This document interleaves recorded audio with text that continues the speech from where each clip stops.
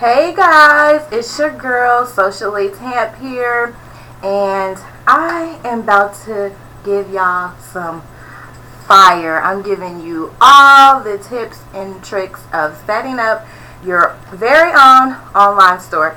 So I've gotten so many requests for this video. So many people have reached out to me for this information, and quite frankly, I'm tired of answering the same questions. So I'm going to give you all the tea. So today I'm going to walk you through the steps for starting your very own online shop. Okay, so I'm going to teach you which platform to use. I'm going to teach you how to register your business, how to purchase the inventory for your shop. We're going to go over brand colors, how to identify your ideal customer. We're going to go over your logo, your shipping prices, refund policy, all that. So go ahead and grab you a notebook, a pen, and something to drink, because we are going to be here for a while. And if you like this video, make sure you share the video with your friends, anybody else who may be wanting to start their own business. Also, you can reach me at Socially Tamp on YouTube. I have more videos like this with all the information. I'm spilling all the tea in these videos. I'm not holding nothing back. You can also reach me on my blog at bizowners.com. That's bizowners, BIZOHERS. So we're going to go ahead and jump into this information because it's a lot. So I'm going to be looking at my screen a lot because I have all my notes on here. So just ignore me and listen to the information that I'm giving you.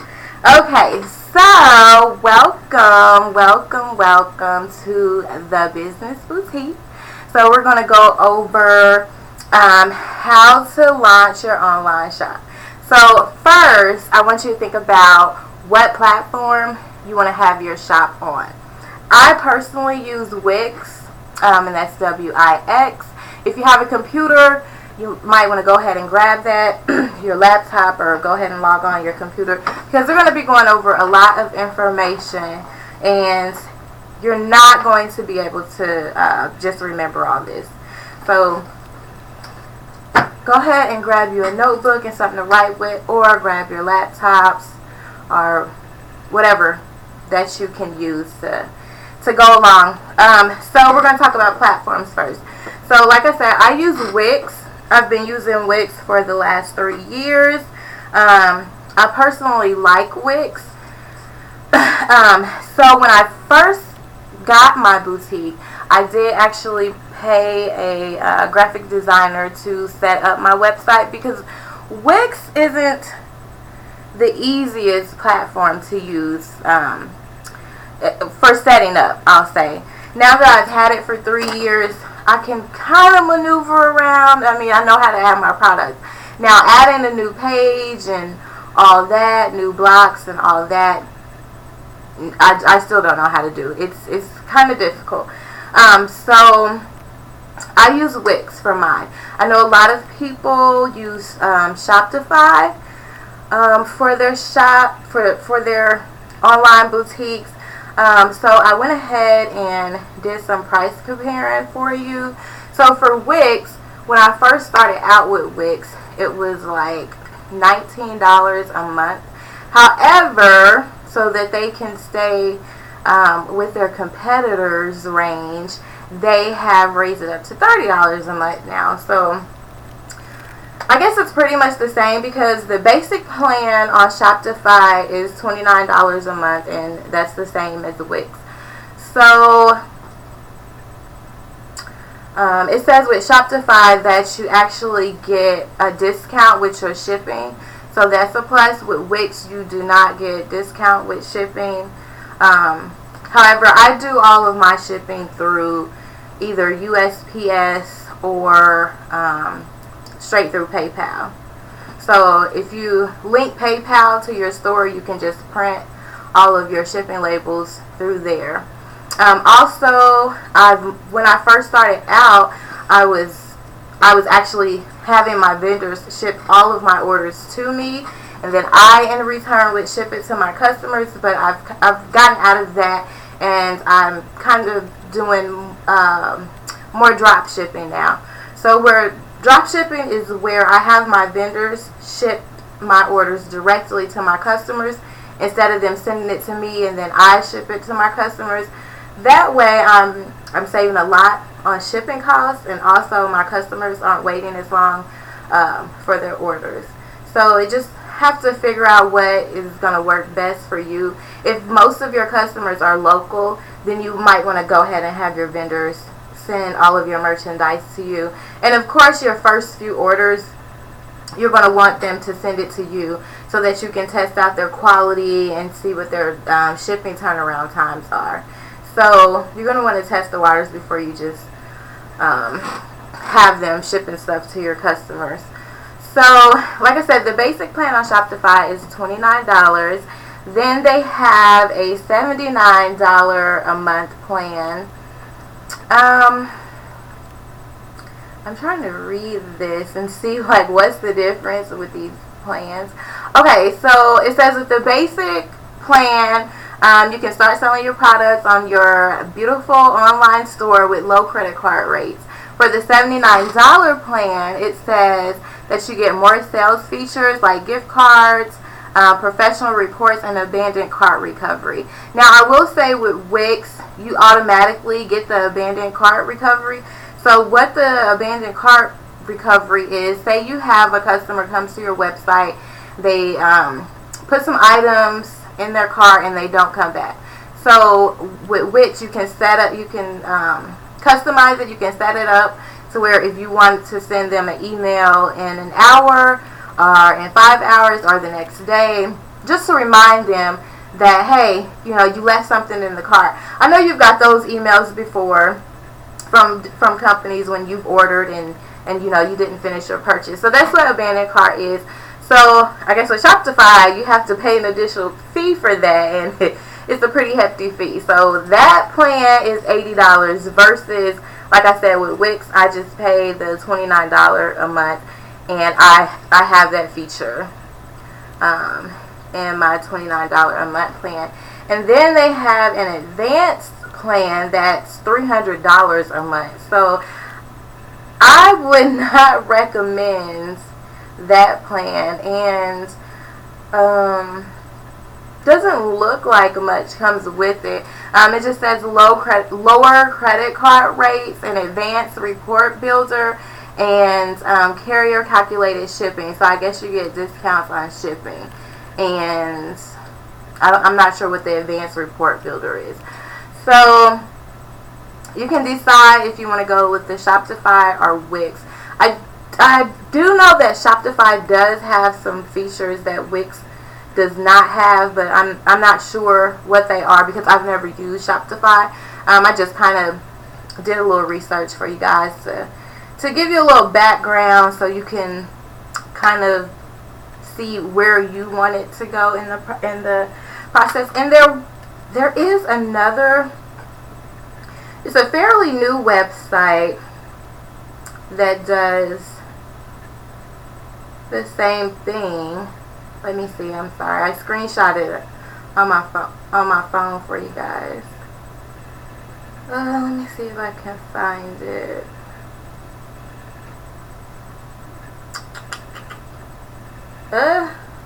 What did I do with it?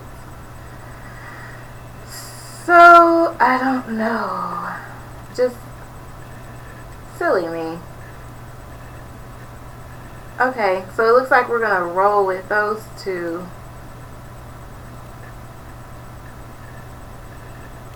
Because I can't find it. Dang it. Okay, yeah, I'm sorry. But I had another one. Another option for you guys. There's also GoDaddy. They also is a platform that sets up online stores. I personally do not like GoDaddy. I actually had my web designer creating me a website on GoDaddy for my blog, and like as soon as she got done with it, I didn't even get to launch the website because they deleted my entire website and they wanted me to pay to get it back. So I was just like, no, forget it. You know, I've already paid a graphic designer to create the website, and then you deleted my website. So I don't have a good experience with GoDaddy, but hey, do your research and do what works for you. So that's going to be your first thing, figuring out what platform that you want to use, and also think about how you're going to want to do your shipping. Like I said, I use PayPal for most of my shipping, and then you can also print your labels off on USPS.com. The only thing with USPS.com, you cannot do like first class mail. You have to do express shipping with them. So that's the only down part to that. Alright, so once you've figured out your platform,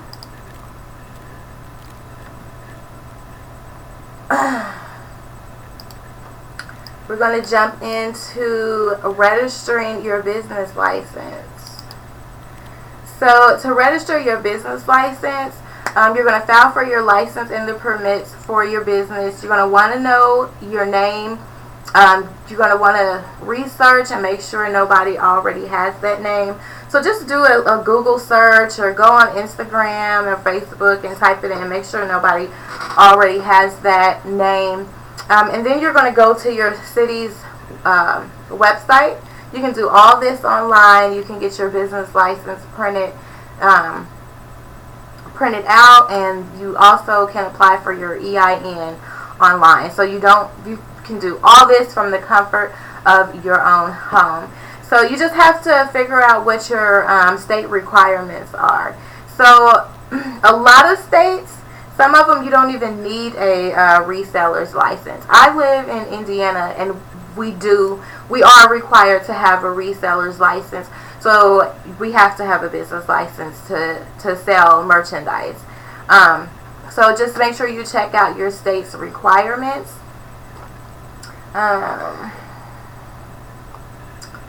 So what you're going to need, so you're going to need your EIN. So you're going to just type in whatever state you live in and apply for free EIN. EINs are free. If you go to a website and it's trying to charge you, then you're not on the correct website, because EINs are free. The only thing you are going to pay for is your business license and your reseller's license. Those are the only things that you are going to pay for. So I live in Indiana, so I would type in register business in Indiana, and it'll take me to the website. I'll put all my information in, and then bam, it'll send you an email with your reseller's license. You just print it out. You can hang it on the wall in your store or what have you. So that's how you get the license and the reseller's license and your EIN. Your EIN is most important. Also, with a lot of vendors you work with, they will not set an account up for you if you do not have an EIN number, because a lot of vendors, they don't sell to the general public. You have to be a business to work with these vendors.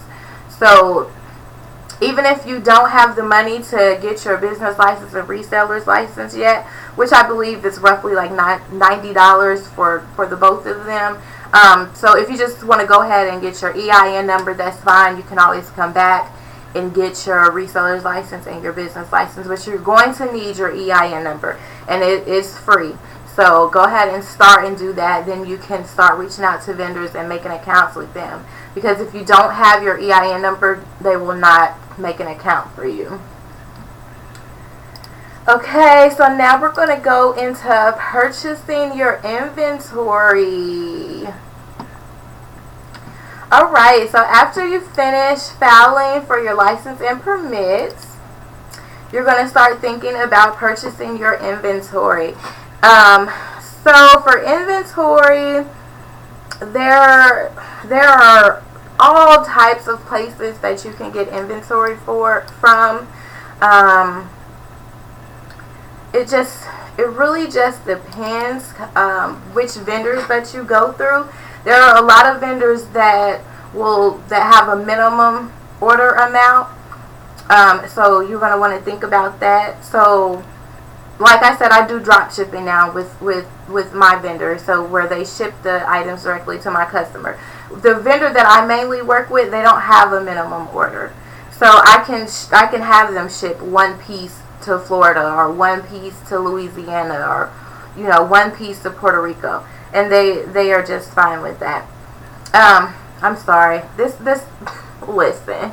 I watched a YouTube video earlier, and they told me I was going to be a pro at putting on eyelashes by the end of the day, and they lied, because this freaking lash is sticking me in the eye, and I got them on. That's it. I'm not a pro, so they lied to me.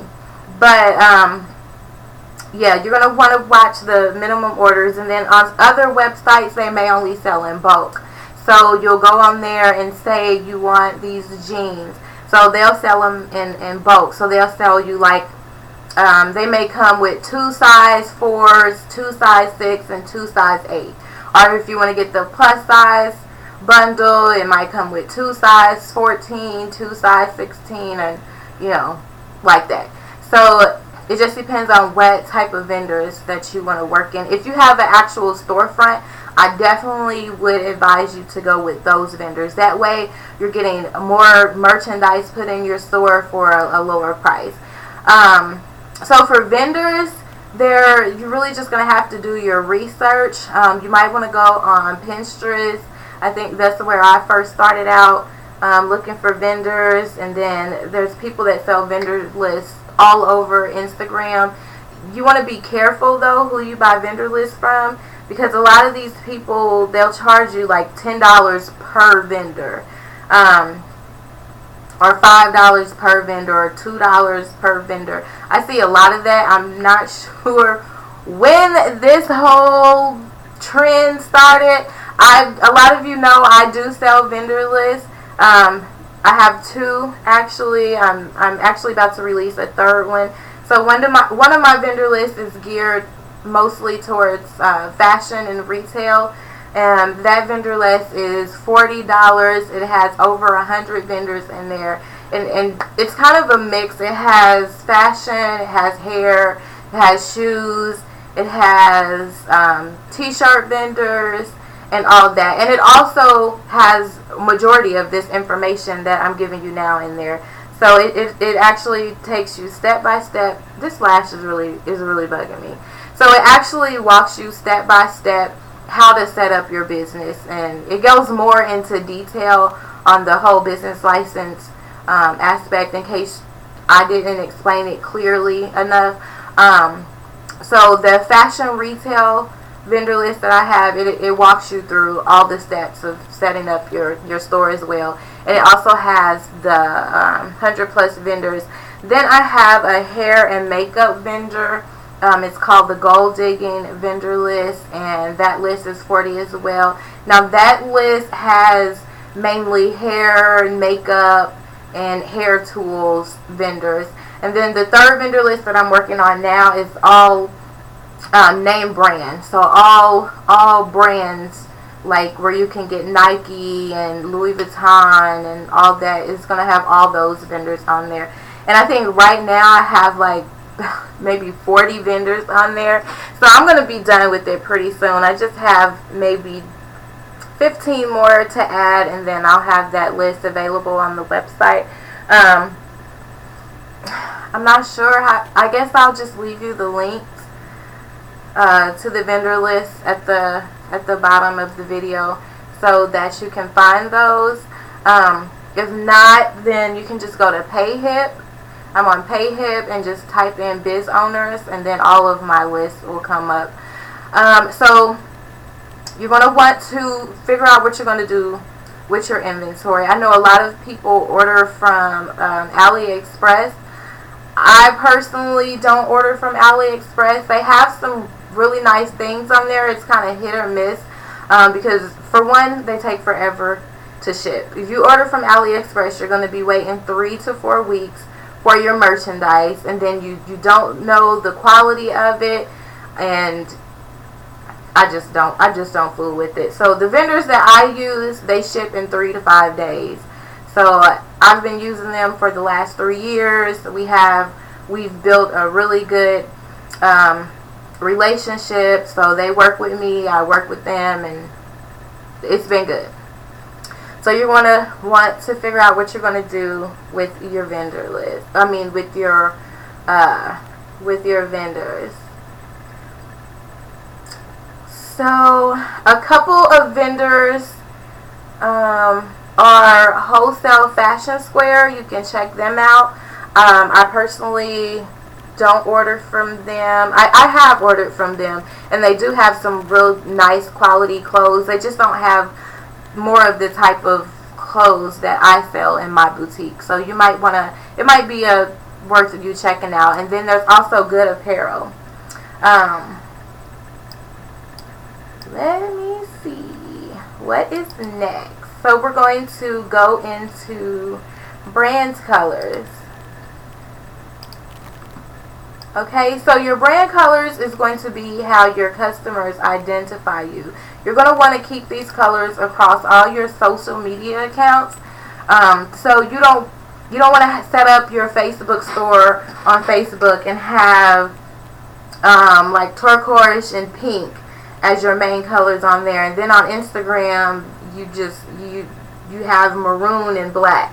You want to keep your brand colors all the same. If you're using pink, you want to make sure you are using the same colored pink across all boards. You don't want to do a light pink and then next you have a flyer with a dark pink. You want your customers to be able to identify you off of your logo, off of your brand colors. Like I'm sure when my customers see my logo, they know that it's Flawless Closet. You know, I keep the same brand colors and the same logo, so you don't want to confuse your customers. So make sure you choose when you pick your brand colors, it's something that you want to stick with. Yes, you technically can switch it anytime that you want. I'm just saying that you do not want to confuse your customers. So make sure it's something that you're going to want to stick with for at least a while. Now, you can always rebrand, sure, but you're not going to want to do that so often. So some of the when you do your brand colors, you're going to want to think about how these colors make you feel. So like red, they say when you see a red logo that it makes you feel energetic or passionate. When you see an orange logo, it makes you feel exotic and spunky. A yellow label might make you feel happy and creative, and white is like for a clean, pure type of peaceful type of brand. Let's see, pink is for of course the girly. I've yet to see a man with the pink logo. So pink, of course, is going to be for us ladies. It makes women feel more sophisticated and formal. So just go over, just think about your brand colors. Don't just throw something out there.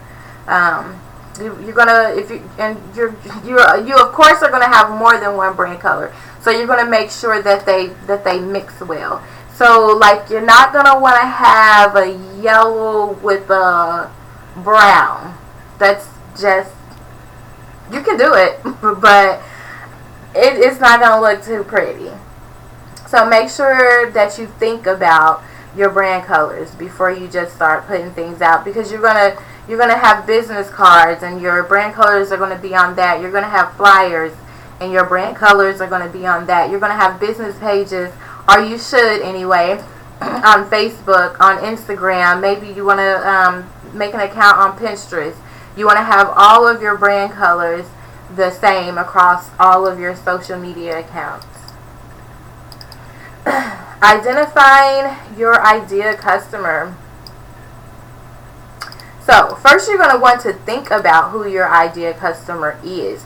You do not want to start a business thinking that everybody is your ideal customer, because everybody is not your ideal customer. You want to reach those people who are there for your brand, who want what you are selling. You don't want to waste your time marketing to people that are not your ideal customer. You're going to be wasting your time and a lot of it. So make sure you identify who your ideal customer is.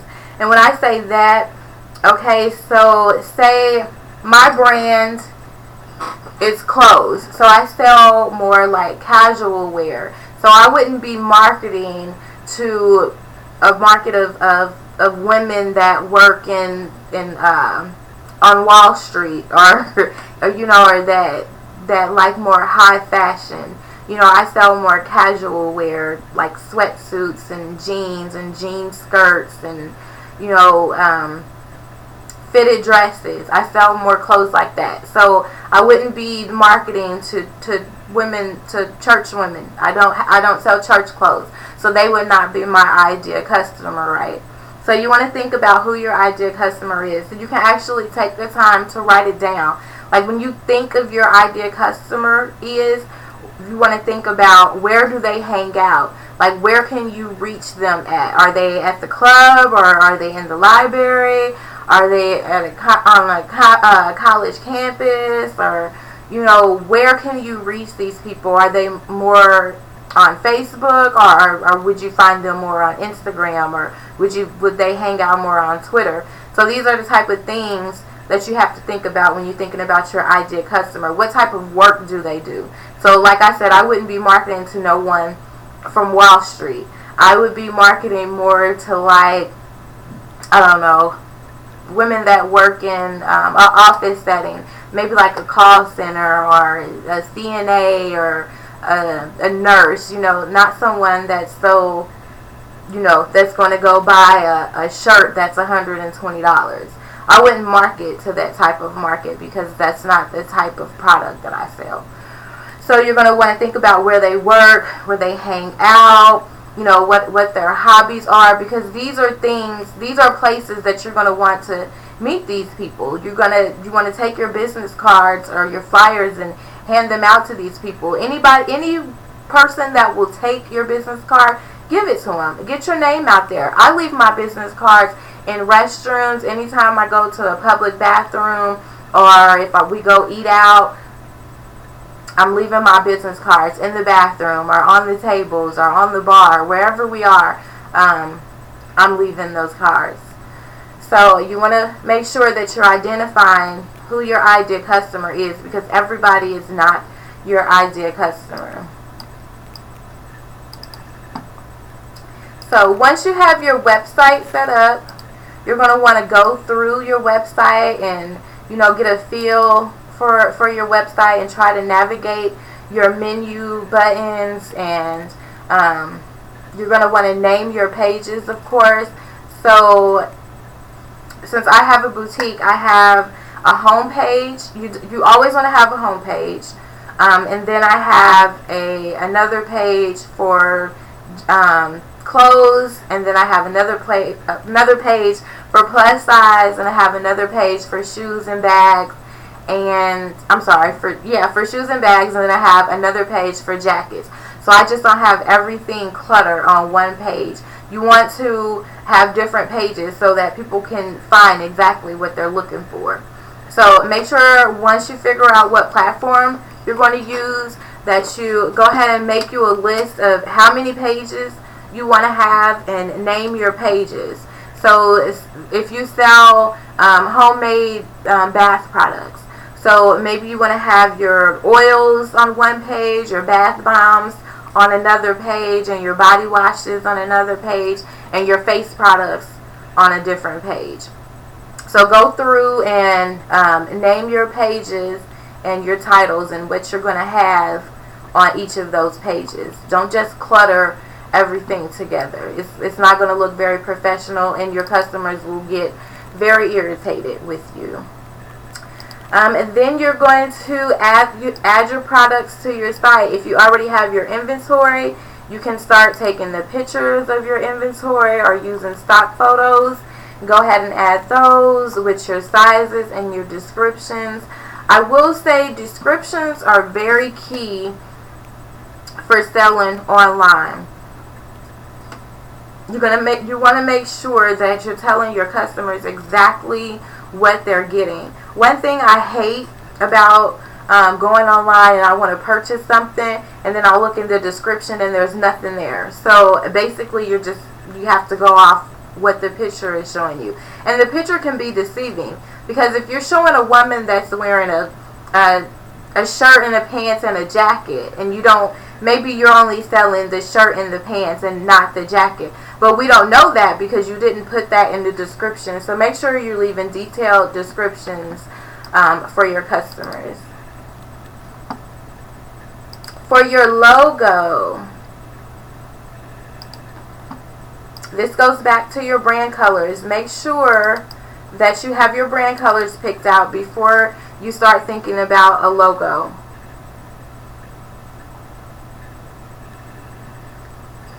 Because your logo you're going to want your logo to incorporate those same brand colors.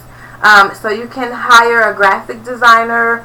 There's a place called Creative Market that you can actually go on, and they have some really great work on there. I go on Creative Market and I'm on there for hours because I'm looking at so much stuff. They have like done for you landing pages and PDFs and just all types of stuff. So Creative Market is a good place. Also Fiverr. I had my logo made on Fiverr. Fiverr is going to be your best friend. So it's Fiverr, Fivver, and they do pretty much everything. They make logos, they make flyers, they do PR services. So it's called Fiverr because some of the work starts out at $5. I wouldn't recommend getting a $5 logo. You might want to go with like a $5 flyer or something, like just for Black Friday or just a Christmas flyer or something. That'll be fine to pay $5 for. But for your logo, you're going to want to get more expensive with it. I don't think I pay maybe $50 to $60 for my logo, and that's only because I was having a cartoon logo.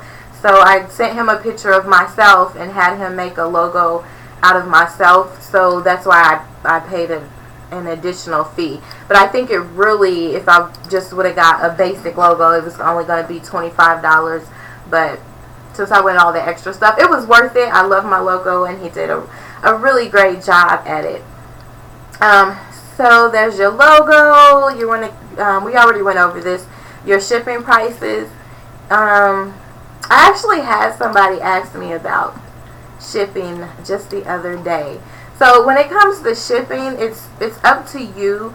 It was a young lady that had just started her online store, and she was saying, is it necessary for her to charge a shipping fee on her website? You don't have to. You do not have to. It's your store. It's your business. You can run it any way that you can. I personally charge a shipping fee because when I have my vendors send me the items and then I ship it to my customer, I have to come out of pocket for that shipping fee, and it's usually about $7 to $8. So yes, I charge a flat rate of $7 shipping on my website. From now through December, I'm offering free shipping, just for the holidays, of course. I want to stay competitive with my customers, and it's also I also read somewhere that a lot of customers, at least 64%, will leave your website if your shipping isn't free. So after I read that website, I changed it. I mean, I haven't noticed the difference. I'm still getting steady customers without the shipping being free or not. So it kind of I haven't noticed like a change. So I charge shipping. So, and on Wix, you can actually go through each state and change the different settings for your shipping. So like if I wanted to charge $8 for Florida, then, and $10 to ship to Puerto Rico. You can change the settings in there, but I just leave mine at a flat rate of $7 for worldwide. You're going to also want to think about your refund policy. This is really big. This is really big. I know this is something that you don't really want to think about. You just know that your product is just the greatest and that nobody is ever going to want to send it back. But it happens. Trust me. You're not going to be able to please everybody. You will have people asking about a refund policy. So you're going to want to sit down and think about what you want to offer as a refund policy. You might want to go to other people's websites and check out their refund policy. On my boutique, I do not offer refunds. I offer an exchange in the first 7 days of the customer receiving their order. So within them 7 days, I will exchange it for a different product or a different size, but I do not offer refunds. And the only reason that I do that is because a lot of people will get your merchandise, they will wear it, and then once they've wore it out to the club or whatever event that they wanted to wear it for, they'll try to send it back. So no, we only do exchanges in the first 7 days. So just go to other people's websites, and a lot of boutiques have this same policy. So I did my research, and that's the standard. So don't just think I'm harsh, because that's the standard. And you don't want to get merchandise back that's worn that you can't resell or do anything with. So, and I have my return policy on my checkout page. That way everybody sees it before they purchase, so there's no confusion. Even though there always is confusion, they still will email me or inbox me on my business page and ask me, hey, what's your return policy? So have it there just to cover you. Also, if they file a dispute, you have your return policy in place, so you'll win the dispute. Okay, let's move on. We're almost done. I thought this was going to take forever. Well, I've been talking for almost 40 minutes though. Let's jump into discount codes. So discount codes, you want to be careful when offering discounts. You don't want to be the business known for always having a discount, right? Of course, you want to give your customers a discount every now and then. Every now and then. Of course, for Black Friday, for Cyber Monday, and for the upcoming holidays. But during the rest of the year, you don't want to be known as a business that always has discounts. Because then if your customers notice that you always have discounts, they'll only order when you have a discount. So I say maybe every end of the season. That's how I do mine. So of course I have my Black Friday discount and Cyber Monday and for Christmas.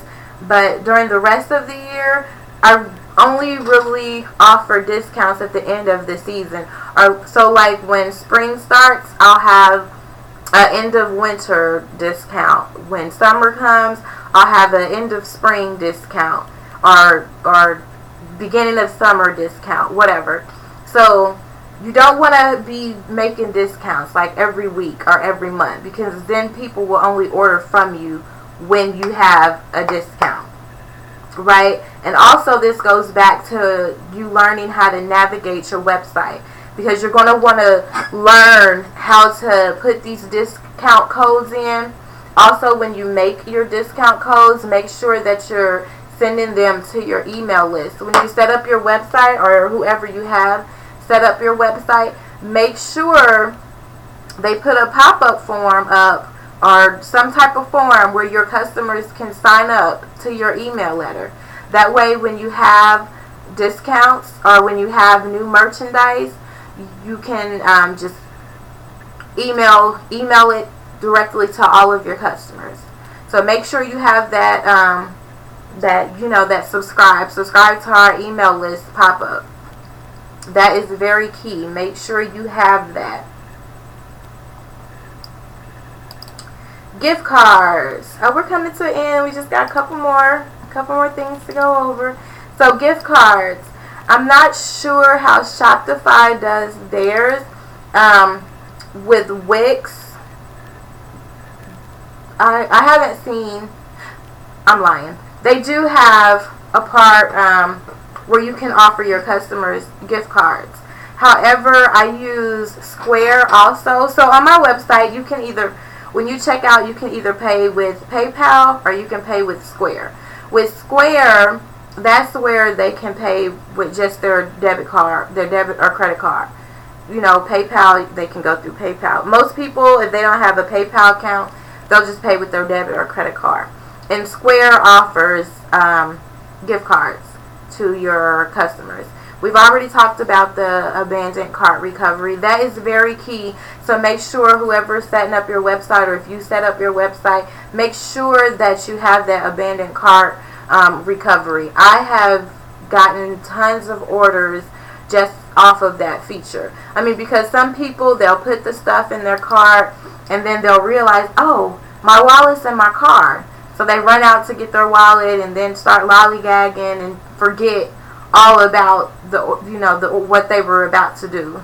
So then I send a reminder an hour after they've abandoned the cart, so that way they've had time to do whatever they're going to do. And I've gotten tons of orders that way, just from sending that little reminder. And you don't have to go in and set it. You just set it that one time. Just when you set up your website, just set it that one time, and it automatically sends to your customer.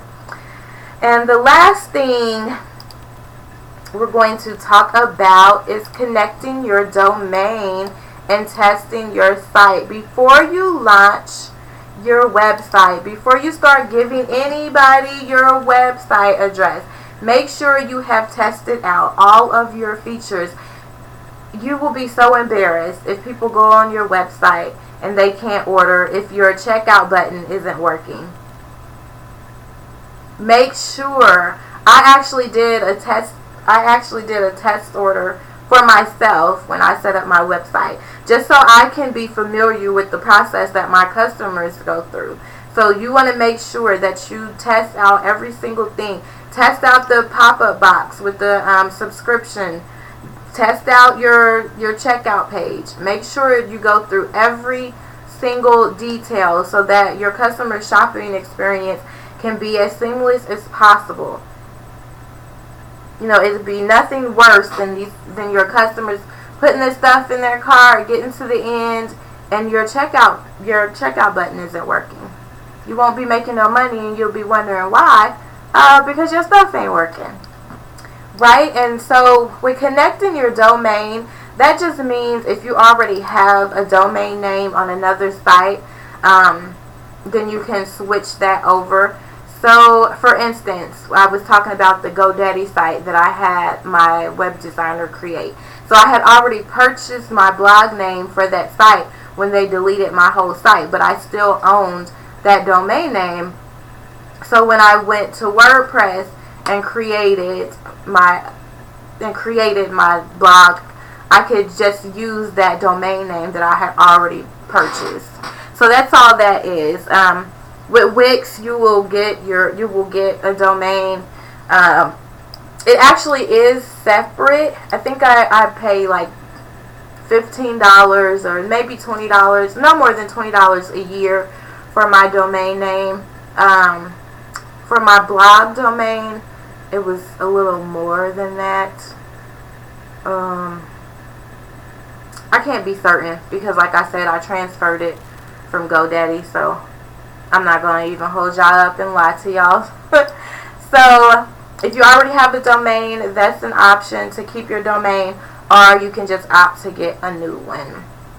Alright, so test out your site, pick out your domain name. When you're picking out your domain name, make sure it's something easy that your customers can remember.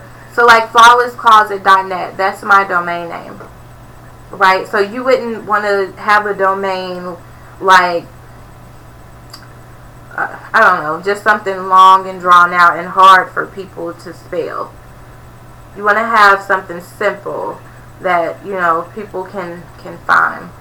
So that is it. That is all I have for y'all today. I hope everybody learned something. I know I gave y'all a ton of information, so don't even sit here and act like it wasn't nothing. So go ahead, and if you wasn't following along on your computer, go ahead and get your website started. Start figuring out those brand colors and logos and get this thing rolling, sis. There's no reason why you should still be saying, I'm going to start it next month, I'm going to start it next year. That's on my to-do list next year. It should be on your to-do list today. It ain't nothing like today. Some of these things you can go ahead and do for free, like your EIN number. You can start getting your brand colors picked and all that. There are things that you can be working on now. Finding your vendors. These are things that you can be working on for free now. So every day, just do something for your business. Show up for your business. Be consistent, and the sales will roll in. So I hope you learned something. If you did, leave me a comment below. Make sure you subscribe to my YouTube channel, Socially Tamp, and also hit up my blog, bizowners.com. Thank you so much for watching, and if you guys ever need me to do a video on a different type of topic, just shoot me an email or shoot me an inbox or shoot me a comment, and I will check it out. But thank you all for watching. Y'all have a good night.